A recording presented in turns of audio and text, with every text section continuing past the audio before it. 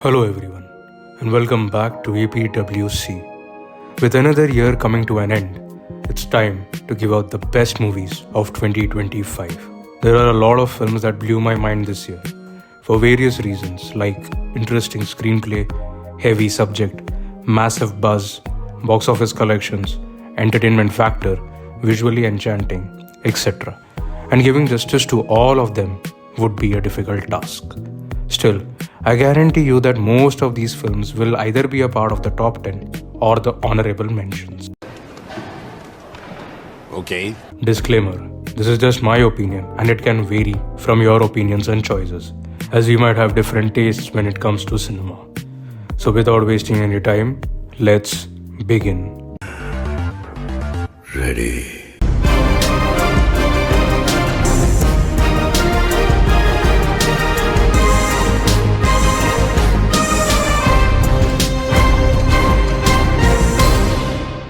Number 10, we have No Other Choice. Have you ever thought to what extent a man can go just to safeguard his family and his home after losing his job? Well, No Other Choice answers this very question with finesse and brutality. This is the kind of film that doesn't let you relax. It stirs in your head and asks uncomfortable questions long after the credits roll. The only thing that frightened me the most was how close to reality this film feels, especially when you look at the current job market and the economy. It doesn't feel dystopian, it feels like tomorrow's headline. What? Unbelievable. Park Chan-wook is a genius and his filmography is just insane. So No Other Choice fits right into his catalogue of disturbed but deeply humane tales.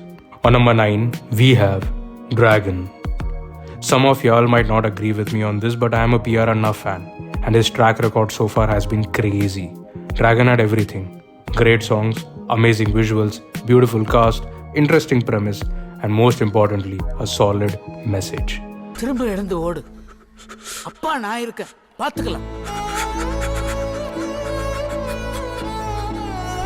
It's a kind of film that entertains you first and then casually slips in a life lesson when you least expect it. What else do you want from a film? Cinematically speaking, Dragon pretty much ticks all the boxes, at least for me. On number 8, we have F1. The theatrical experience of this film was something else altogether. Pure adrenaline from start to finish.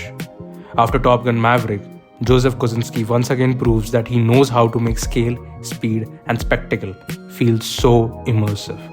The music and background score of this film deserves a special shout-out. On a different note, I would like to be as nonchalant as Sony Hayes someday. What's happening? He's flying. On number 7, we have Frankenstein. Guillermo del Toro, take a bow, man. You have created a masterpiece. You didn't simply adapt Frankenstein. You transformed it with passion, understanding, and gothic flair. This feels less like a monster movie and more like a poetic meditation on loneliness, creation, and what it truly means to be human. Glad to see Jacob Elordi doing something different and evolving beyond his euphoria persona. Turns out there's a lot more to him other than the brooding stares. On number 6, we have Thudarum. La Latin and thrillers are a match made in heaven. This combo rarely misses, and Thudarum is no exception. His screen presence is so electrifying that it alone adds a quiet tension that keeps you hooked till the end.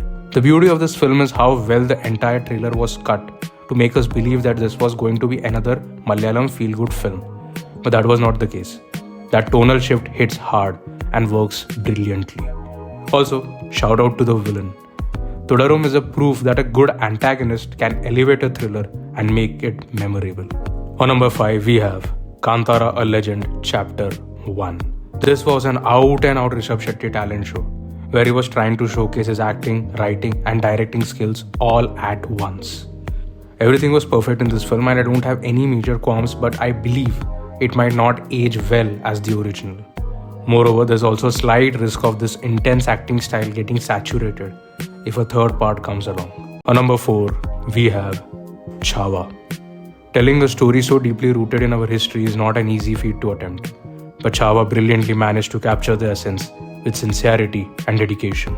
Even with certain fallacies like the female lead and ARR's music which lacked the Maratha power, the film still outshines primarily because of Vicky Kaushal, the absolute powerhouse.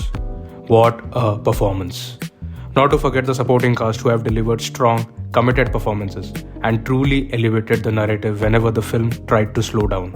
I've said this once and I'll say it again. There is a need for such films to understand our history and to never forget the valor, strength and courage of our brave Maratha leaders and warriors. These stories deserve the big screen, loud applause and a place in our collective memory. Parvati Pataye! Hara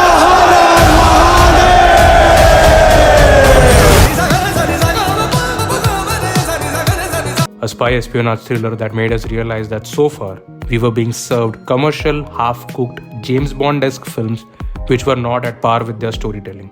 I believe Dhurandhar was the need of the hour, and I am saying this purely from a cinematic POV.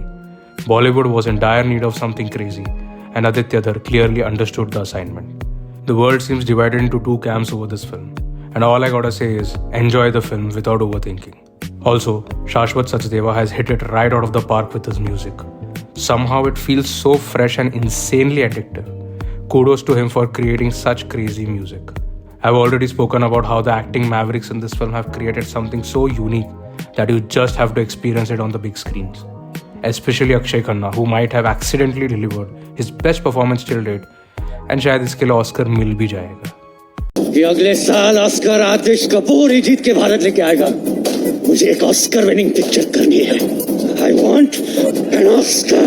On number 2, we have Mahavatar Narasimha. I've always believed that a film made with pure intentions will always reach the right audience. And that's exactly what happened with Mahavatar Narasimha. This movie has handled Hindu cultural history without tampering with it. And maybe that's why it made such huge numbers which were previously unheard for an animated film. Proof that when content connects, the audience shows up no matter the format, but the intentions matter. With the massive success, there will be a shift now, and it will be interesting to see how Indian cinema adapts to this need for animated cinema. Before jumping to the number 1 spot, let's take a look at the honorable mentions.